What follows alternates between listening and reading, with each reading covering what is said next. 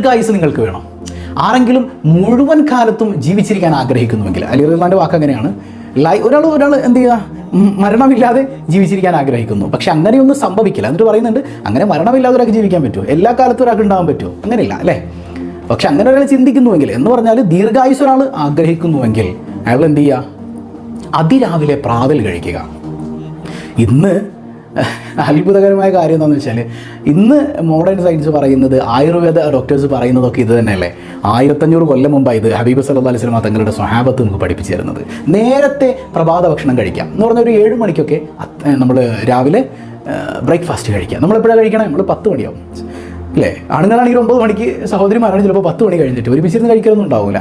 അപ്പോൾ ഒരു 7 മണി 7:30 ബ്രേക്ക്ഫാസ്റ്റ് രാവിലെ കഴിച്ചു നോക്കും. ഒരുപാട് രോഗങ്ങളിൽ നിന്ന് നിങ്ങൾക്ക് രക്ഷ നേടാൻ പറ്റും.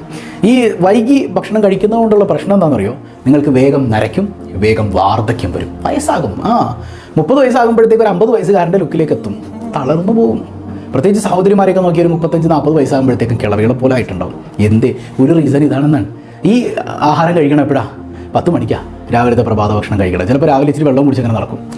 അല്ലല്ല, സമയത്ത് ഭക്ഷണം കഴിക്കുക, ഇല്ലെങ്കിൽ ആകെ പ്രയാസമാണ്. അപ്പോൾ പ്രഭാത ഭക്ഷണം വളരെ നേരത്തെ കഴിക്കുക. സയ്യിദുനാ അലി റളിയല്ലാഹു അൻഹു